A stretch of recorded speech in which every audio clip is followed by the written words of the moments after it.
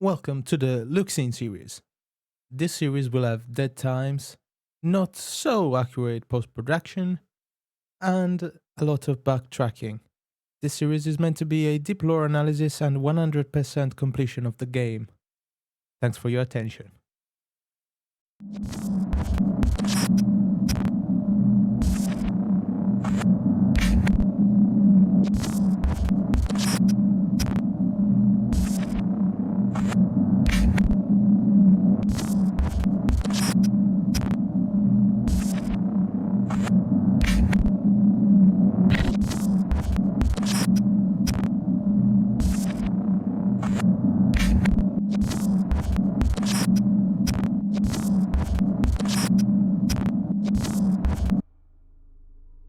Lasciate ogni speranza o voi chi entrate. Hell gods, welcome back to Dante's Cell. I'm Dante or Jack, and we are back on Dead Space for episode 3 of Lux in Mortus Spatium. We left off right in front of a save station. No, don't do it, new game. Continue. And we were getting ready to follow the secondary objective, that is, get the tram running, and we needed to find the data board. No reading at the start this time. We are going straight up ahead, following our locator as shown on the poster. And we are going right to the cargo and baggage deposit. No reading, no nothing, straight up for the exploration. Also, if you hear the sound coming outside of the game's audio, maybe with my voice, it's because some of the audio is coming out from the controller of my PS5, and I don't know how to turn it off. So when I pick something up, the controller goes. Heard that? That was the controller. Conserve ammunition by dismembering enemy limbs. Cut off limbs to kill enemies quickly, dismember enemies to slow them down. We already talked in the previous episode that came out yesterday. If I'm thinking about when this is going to come out, that is the day after episode 2 comes out, that is Monday. So, yes, it's going to be a bit confusing if I start talking, because I'm just recording everything. One thing after the other, because I want to start a New Game Plus in Impossible mode to kind of go ahead. So, I need to stop saying so. I finished editing episode 2 and I say so too much. I just need to talk. There's no need for me to start a sentence with so or now or yes, we are about to. No, I can just talk, okay? We're going ahead. Guards, see these red tubes on the walls that lead to this closed door with no power. This is a storage cargo. This is supposedly an addition in the Dead Space remake. And this addition is circuit breakers. That is a circuit breaker right in front of this Necromorph that, if you don't know, and I failed to mention this because I want to have some little spice to add when we kill enemies.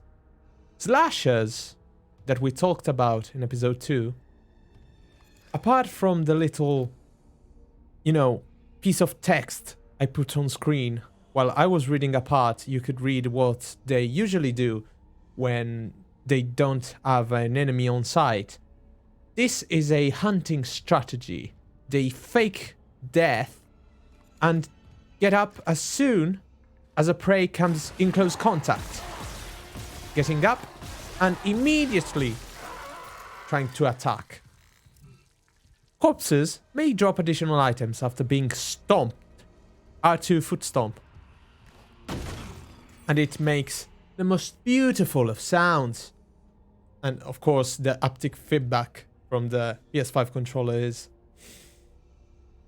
sublime, in my opinion. we have a Circuit Breaker, the new edition. What Circuit Breaker do in the remake is they give you a bar at the top with energy. You have to choose in what you want that energy to be redirected to, like an engineer in some sort of way. In this case, we have the maintenance bay, that is where we have to go, and is this door, or the door cargo storage that we saw is closed. In this case, we are going for our 100% run, and we will visit every door we can unlock. These are little scares that are the same no matter the run. And as I said in episode 1, there are... I forgot about that one. As I was saying, as I said, the game keeps you on your toes, not with things like these that are scripted things that happened in my first run as well, but with other things. Maybe some more fog, or a gargling necromorph sound is closer to you than it actually is. Maybe some creaking or a vent that decides to act up. All of those are things that happen because of the intensity director. All of you may ask, do you mean you have a director all the time that decides, hey, you're going to die because of this necromorph? No, that's not what I mean. The intensity director is an AI program installed into Dead Space Remake that keeps you in fear of every single thing. It can fog up an environment, dim the lights or make them brighter, make a sound happen when you're in complete silence, or maybe have something completely confusing happen, because it's not under anyone's control. It just goes on as he wants. And it has 1,200 possible outcomes in various combinations, all by himself. Ow. As I already said, playing and talking. Extreme respect to all of those that managed to do it well. I'm not doing it well. We almost lost the run on the previous episode, and yet again I found myself losing tons of health like an absolute idiot without even giving you a good gameplay section. I'm already boring with my commentary. Imagine not even being able to give decent gameplay to watch. That is a sad excuse of a human being if I ever see myself in the mirror. Of course, I'm not bringing all the attention to the beautiful, beautiful environments. Because trust me, they are indeed beautiful. Oh, look. Little Necky trying to sneak up. Okay. Please don't be behind me. Thank you. They are hard in impossible mode. I found myself killing them easily in hard mode. So I don't know what is happening. This is actually disheartening. I can't believe I'm getting my ass kicked by naked Necromorph variants. They're the easiest to kill. I don't even know what I'm doing at this point. I'm just clowning around, trying to entertain you until I have something to talk about. Where? You see? You hear the gargling and the fog that picked up? This is the intensity director trying to pick a fight with my brain. And I don't enjoy it. For nothing. Thank God. Elevators are safe. Most of the time. At least. Even though I remember in the original it wasn't safe, like, for nothing. Because there was an elevator in which a Necromorph jumps you in the original.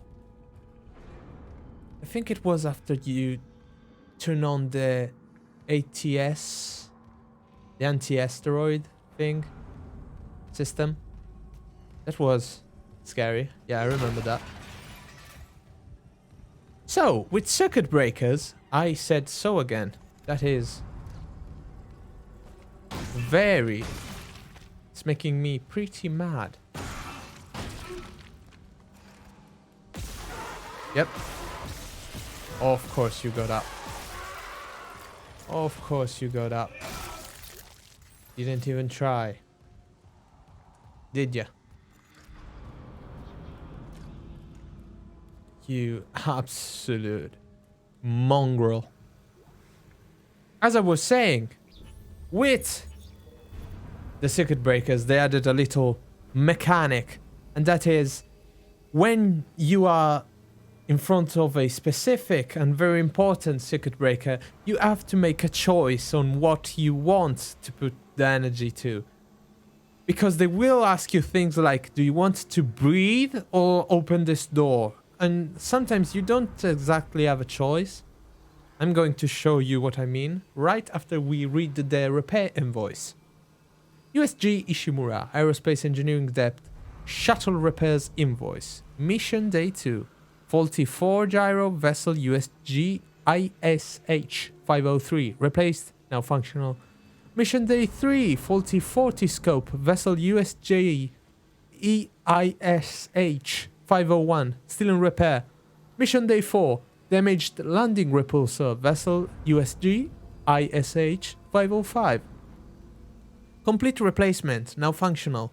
Damaged 4 and left 4 viewports, vessel USG ISH 504. Replaced, now functional. Mission Day 5, damaged booster collar, vessel USG ISH 505. Repaired, now functional. Engineer's note, J. Wright. Second engineer, maintenance bay. Nothing too important for story or things like that. Just explains to you, yes, we have this number of trams not working on the tram stations and just 2 working ones. That went down to 1 after we had to substitute one of them. As I was saying, circuit breakers put you in front of a choice. Here we don't have energy available for us, and we need to choose what we want to take off. Now, lights are the only thing you can turn off, because if you turn off the elevator, you won't reach the door that you need to open. That is the maintenance room. So, turn off lights and open the maintenance room. And now we get to this. Not exactly my cup of tea, but I have a thing for horror. I love horror. I'm playing this in the dark, even if it's day where I am. I like to play this in the dark with my headphones, and it is lovely. This gives you such a ambience, a level of scare that you can't even start to imagine. My aim is garbage if I talk. Thank you. Don't.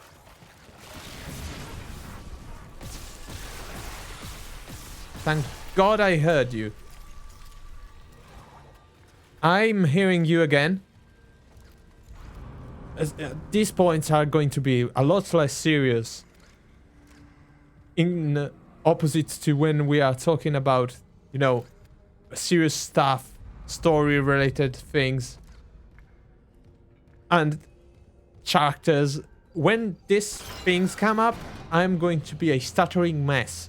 Because as I said, I am not a professional at this. I'm trying to play and talk, and I usually shut up and play. I just dip my head into the game and feel like I'm Isaac and I want to end everything. Because my goodness gracious, that didn't work. good. Oh my god, that was the closest slash I've ever seen myself miss. Okay. That worked especially well. Whew. We done? We are not done.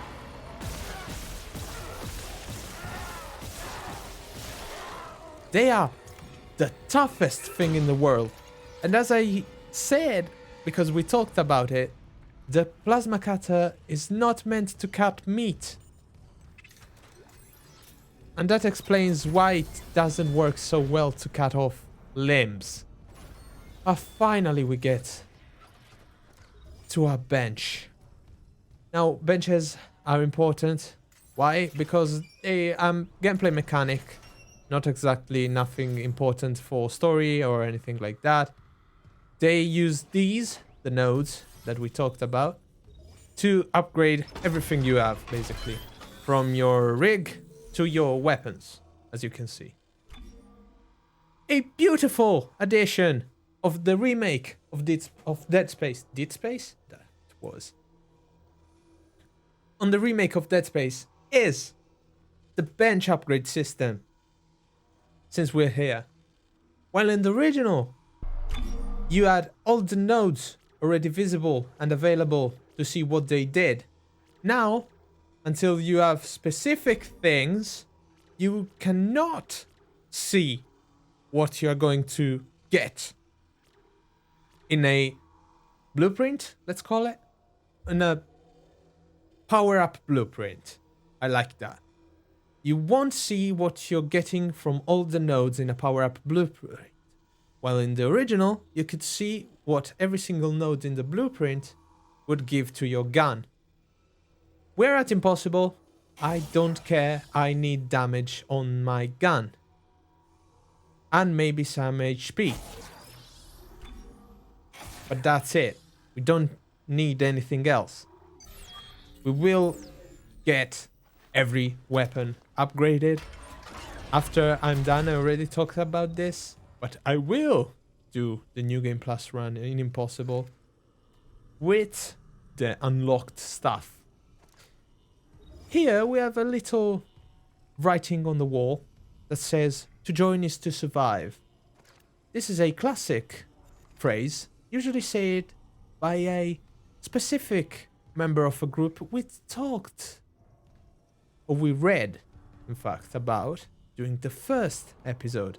And that is Unitology's church. But to talk about Unitology, we'll need some more time. Another little text log. This time a poker invitation to M. Smith by J. Wright. Subject, the poker night. Keeping this off rig link in case Benson's listening in. Benson is the chief of tram maintenance, as we already discovered. And J. Wright is the one that wrote the invoice we got upstairs. You in for poker tonight, or are you going to let Caitlin keep walking around with your credits? JFW. Or J. Wright. This is the answer that Mr. Smith sent to Wright. Subject, answer to poker night. I mean, but can you not invite Pavey this time? I know he's still blaming himself for Sarosi's accident and everything. But no one wants to hear about anyone's fucking nightmares. Especially that one where he saw Sarosi up and walking around with half his head missing. And don't give me shit about it. I'm serious. It's messing with me. Last night, I had one of those dreams where you wake up, you know? But my dad was sitting next to me on my bed, talking to me. Felt so real. I kept saying him out of the corner of my eye all day. And trust me, that's one son of a bitch who needs to stay dead. Smith. Here, they talk about an accident with a certain Sarosi. We never heard Sarosi's name. We are still in chapter 1 after all. But something is already happening on the Shimura as of this log. Because this person, Mr. Smith, saw his dad next to his bed. And his dad is apparently dead. And has been for a long time. Finally, the data board. longer. Hearing a lot of movement. Hold on. I got the data board. I'm coming back to tram control now. Daniel, get ready to go. Off we go. Find the data board has been checked. Install the data board. Once I install the data board in tram control, we can get the trams running again. Nothing peculiar or particularly important.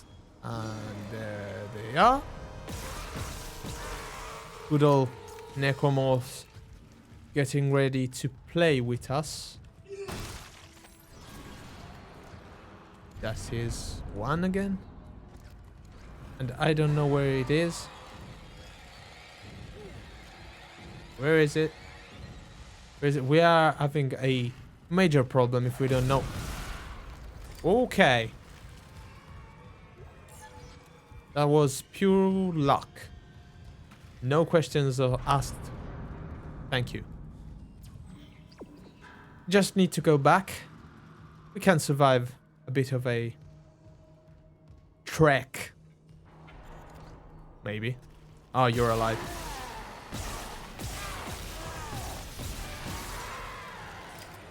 Yep. Never trust a necromorph that isn't in pieces when on the floor. Because it's probably alive. That is a rule you either learn fast or learn the hard way. You can already feel the damage upgrade doing his goddamn job. They get hacked through real easily now that the plasma cutter has been upgraded. No questions are asked.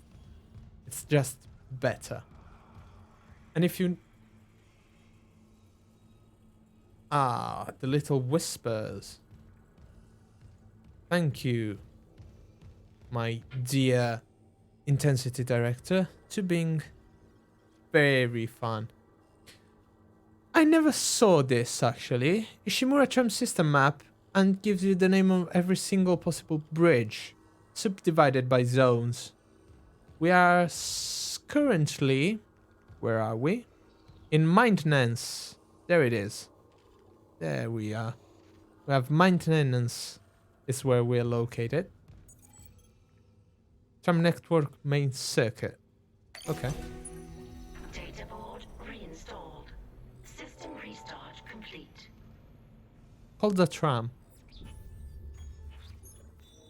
Hammond. Oh no, wait. The tram system's repaired and ready. I can call a tram for Hammond and Daniels from tram control. Basically, do everything because the other two can't do anything. We do all the job. Complete. Calling tram. There they are. It's clear.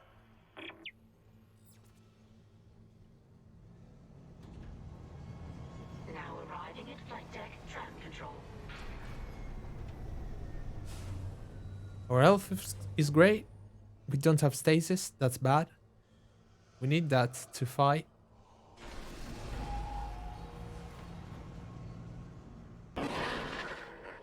We're on board. Something hit the roof, but it seems operational. Quarantine lockdown's lifted, so you can get to the hangar. Comms are still down though, so be ready for anything. What's the plan? You and Johnston fix up the Kellyan. We report to the bridge. Standard emergency protocol. What? Protocol? Hammond, people are dying here. And I'm not losing anyone else. We stick to procedure. We'll get through this. We'll see.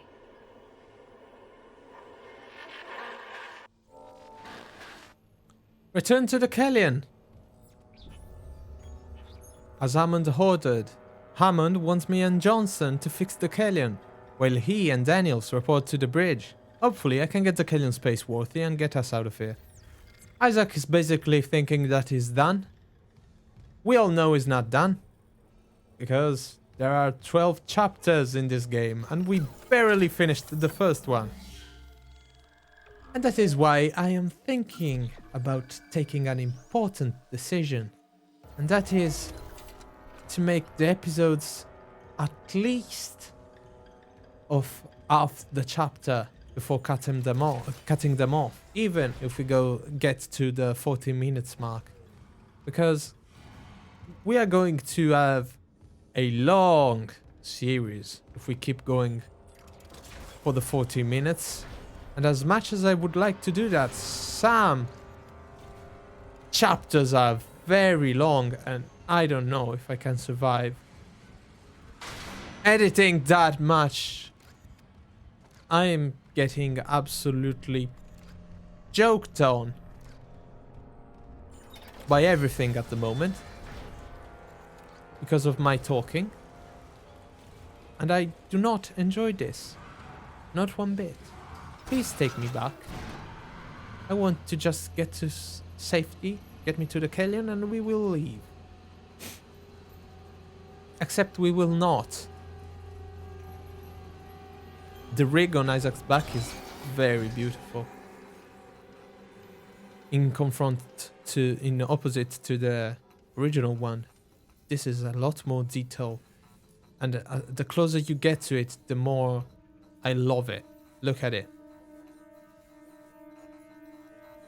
Very beautiful. The suit as well as the chromatic effect, where maybe it's dirty in some way. Beautiful. Next up, the famous Necromorph corridor, where the same Necromorph starts turning corners every time you turn a corner. I missed it this time, but we can get a hit in. Right here. That didn't go as planned. Nope. For nothing. Little room here that a lot of people ignore. No need to do it though. There's a node, plasma, everything that you may need. The best rooms are the puzzle rooms. These are usually with just a node or something else. Don't take me from the back, please. Okay, thank you. No, thank you. No, thank you. I am good. There's another one. Yep, there is. Hello. In the original one, after you turn all the corners, there are like 4 of them around here. That sounded very disgusting.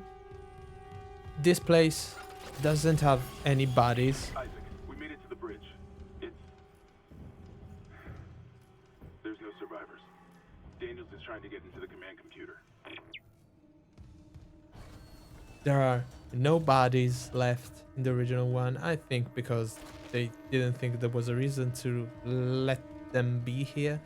Here is where Chen died in the first episode, but this time Chen's body, while it could still be here because we have the technology to leave a little body here to make ambience, this time it's not there. And that is for a very specific reason that doesn't need to be addressed now. For the moment, let's run to the Kellyan so we can start talking about another character that we left on the Kellyan. That is Johnston.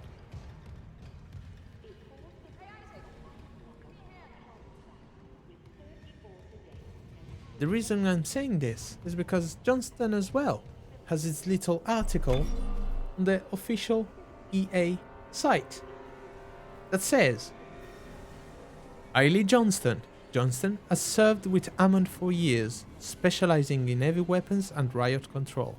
Given the remote location of the USG Ishimura, Johnston's main responsibility is defending the team in case of pirate activity en route. Basically, she's the one assigned to heavy weapons and the ship weaponry, I suppose. And in the original 2008 game, it was a male, not a woman. I appreciated the change on the team. It's more diverse and funnier to, have more interactions with Kendra and Johnston while Hammond and Chen are 2 guys. beautiful feature every time Isaac goes to where one of his crew members is, he gets the helmet off. Kellyon is a mess. And right now there's nothing really. I'm coming. What follows is a section with some audio issues because right when I reached Johnston, I had to leave for an emergency, and so I came back pretty late and I had to lower my tone of voice. So the last bit of this video is tremendously in a lower quality when you look at the rest of it that is much better. I'm sorry. We'll try to not make this mistake again. Excuse me. What have you got on you? Is that blood? Haley, I need you to listen.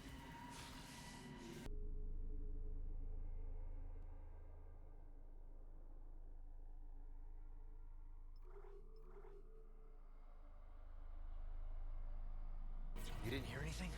What? No, the comms are still out. Isaac, We need the Killian fixed now. Got a damage report? yeah, it's there.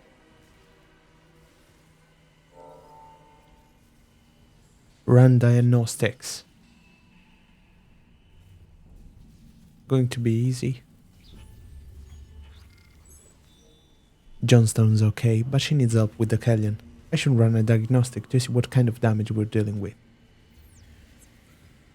And that we shall do.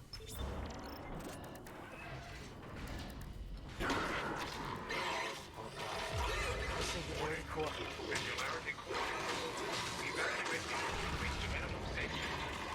Go!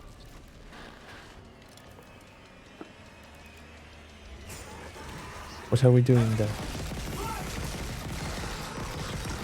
Come on. Shoot them. Well.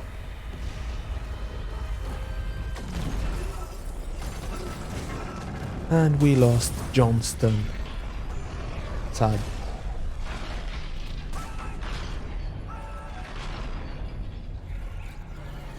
And there they are. The not so friendly leapers.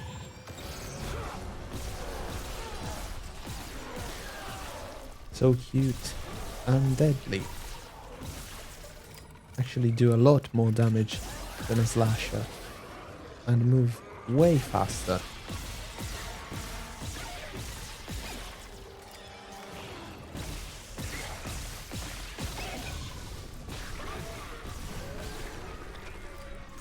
Even if they have a lot less health. Isaac, what's happening down there? Johnston's gone. The Killian too.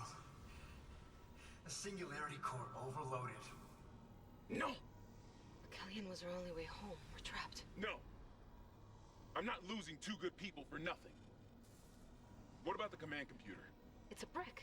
All the primary systems are locked down with the captain's codes. So we find Captain Matthias, track his rig.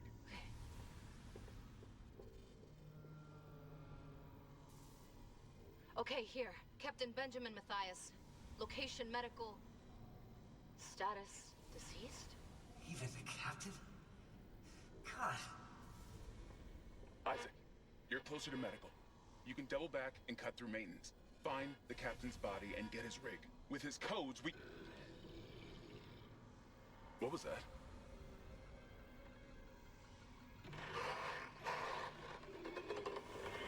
Chen?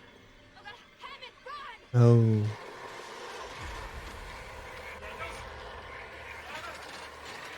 Oh, the things have changed. This is why they put an article up on Chen as well. They made him a lot more important than he was in the original game. Because now Chen has become a slasher that will hunt on the Ishimura and in other spaces as well. Poor old Hammond. We got a new objective, so let's give it a read. The Kellyan's destroyed. I couldn't save Johnston, and God knows where Hammond and Daniels are now. Hammond's last message said to find the captain's rig on the medical deck.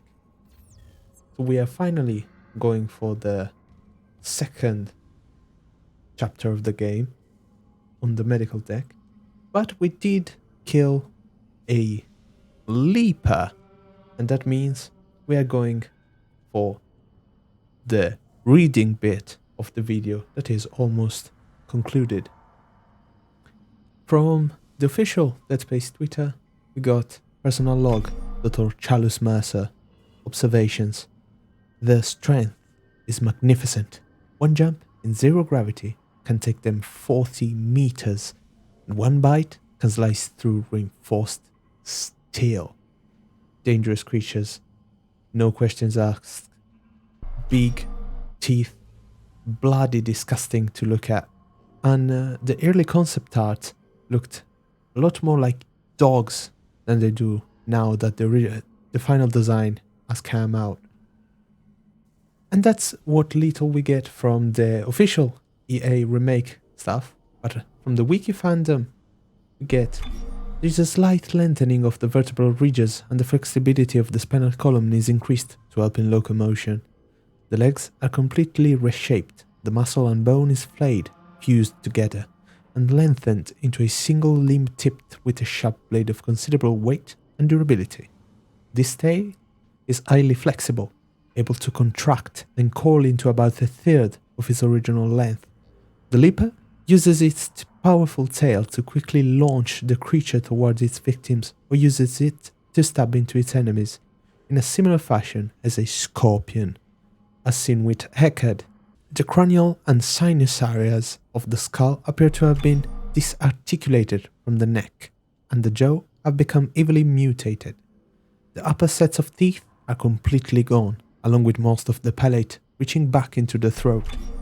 In their place is a pair of multi-jointed appendages that bear sharp, bony fangs.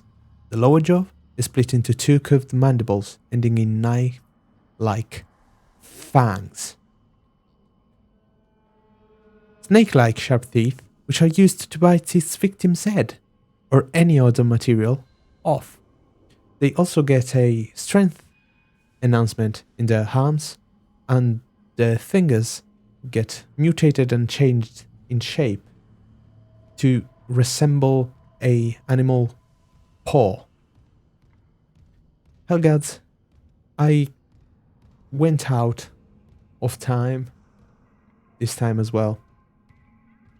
It is currently almost midnight, and thank you for bearing with me. We are now getting into the more spicy stuff, less reading, more getting on with the game. And it is a real pleasure to have all of you that are watching follow me in this little project that I'm bringing up. But as always, Hellgods, thank you very much for watching the video, and I'll see you all again quando torneremo a guardare le stelle. See you next time.